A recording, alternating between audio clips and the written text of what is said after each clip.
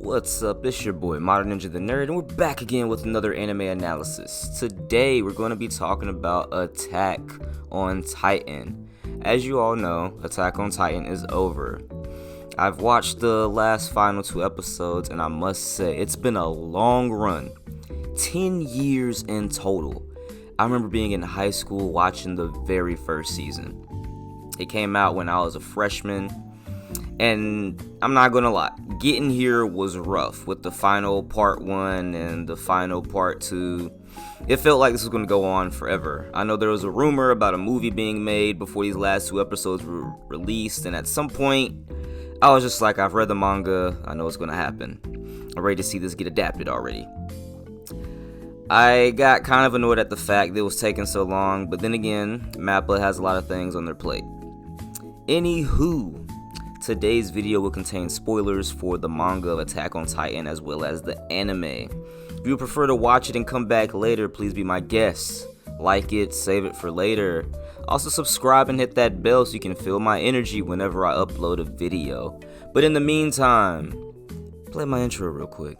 The monsters. Hold on, wait a minute, let me get a key rising when I'm ventilating, demonstrating, captivating, simulated. When you niggas singing, saying I'm the fucking best.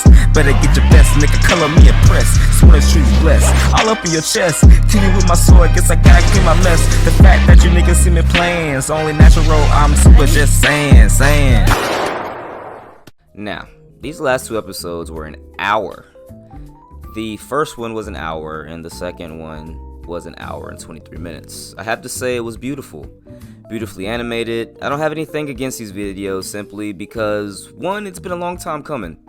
The more they prolonged it, the more I wanted it to end and wanted them not to mess up. Unlike some people, I thought the ending to the manga was pretty good. Finding out that Eren actually does have feelings for Mikasa and all of that in the grand scheme of things, and he really wasn't in control, it added something extra to it. He picked the best possible outcome in his mind, and I like it. I'll also say, Eren showing that he wanted Mikasa doesn't make him a simp in my opinion. He suffered throughout this whole ordeal and played his role that only he could play. Let's face it, some of you people on the internet want to be cold and heartless and want to seem so unfazed by shit, but at the end of the day, most of you all aren't like that. Eren showed that he actually wanted some bitches. He wanted to chill. He didn't want to be doom and gloom the whole while. Bro has been a soldier his whole life. Wanting a break is not that bad. Imagine you calling your crush weak and insignificant to her face knowing that you love them, but you can't really change your path. It was rough for my boy. Cut him some slack. But that's great storytelling in my opinion. Hajime Isayama is a GOAT. That aside, also a big fear with preparing for all of this was that MAPPA was going to take too many projects, and I thought that the last 2 episodes were going to be rushed animation wise. I didn't see any issues though.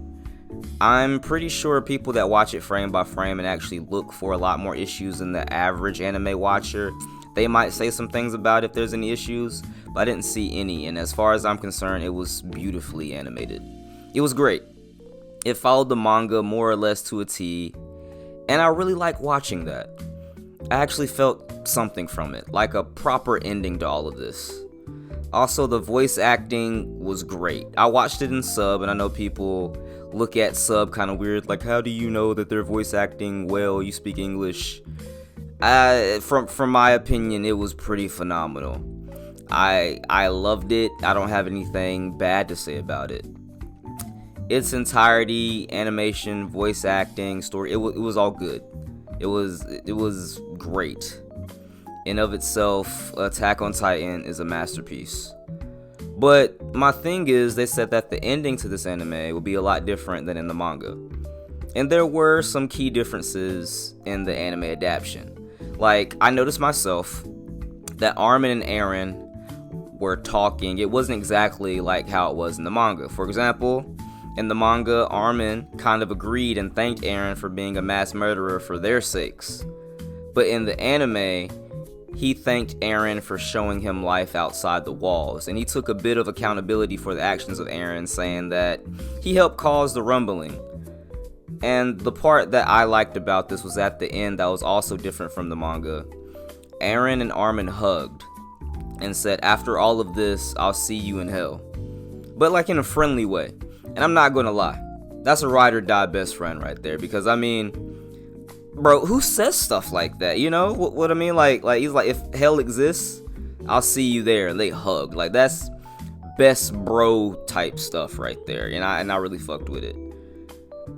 Something else that I really appreciated was at the end, at the tree where Eren was buried, you see Paradis, you see war come to Paradis eventually, just like in the manga, and you get a time, you get a flash forward into the future. You see it get bombed, and it goes a bit further. It starts to get a little bit more futuristic, more modern.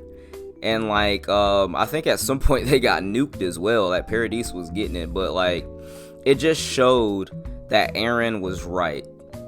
No matter what the hell happens, there's gonna be war and death and killing and all that shit. But what I thought was pretty cool was even after that, Paradis is being grown over with foliage and moss and all that stuff.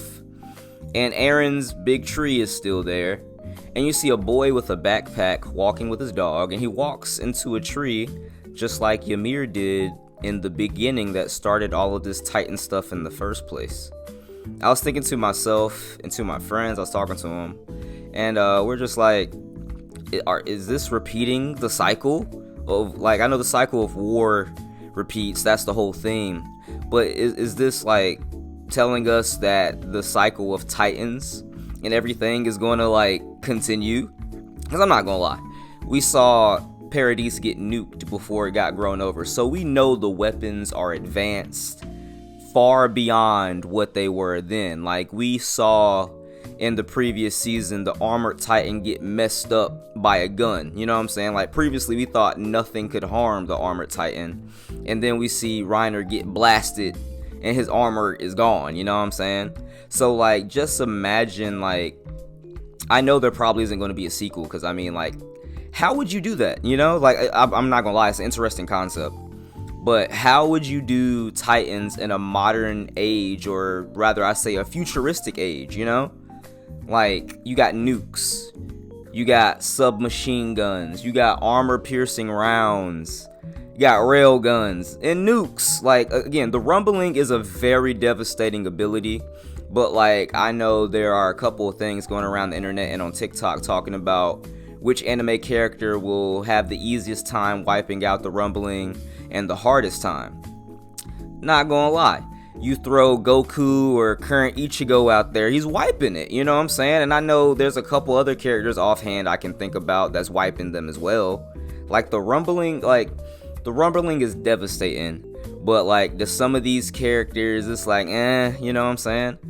So I'm just thinking about Titans in a modern age, you know what I'm saying? Like, how would that work? I think that'll be kind of interesting, you know what I'm saying? But like, I guess my thing is, are they hinting that the cycle continues, or is that like a nod to Ymir, you know what I'm saying? I thought that was pretty cool. I thought it was a cool twist on it.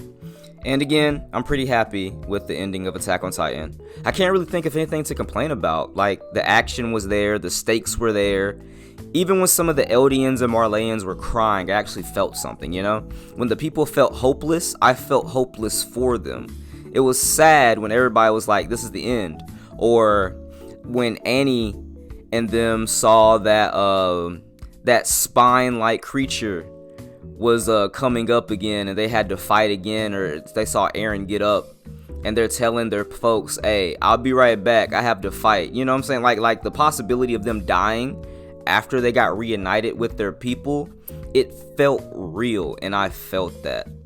Like, I gotta fight one last time, don't worry about me, when they went to sacrifice themselves. Or when Hanji sacrificed herself to buy them more time, and after she passed, she saw her fallen comrades like Erwin. Or when Levi saw Erwin and Hanji and they all saluted and he saluted back, and even he cried.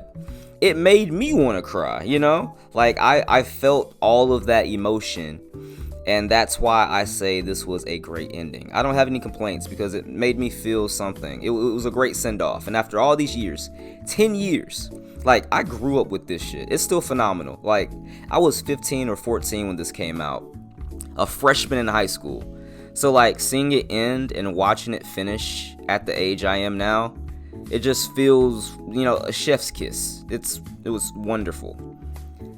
Well, that's basically it for this video. Tell me if you like the ending, if you didn't like the ending. Tell me what specifically you didn't like about it, whether it's manga or the anime. Put it down in the comments below. Tell me anime or manga that you'd like me to review or talk about or give my opinion on. I'll definitely hit that up. And yeah, don't forget to like and subscribe. Hit that bell so you can feel my energy whenever I upload a video. And it's been your boy, Modern Ninja the Nerd. See you in the next arc.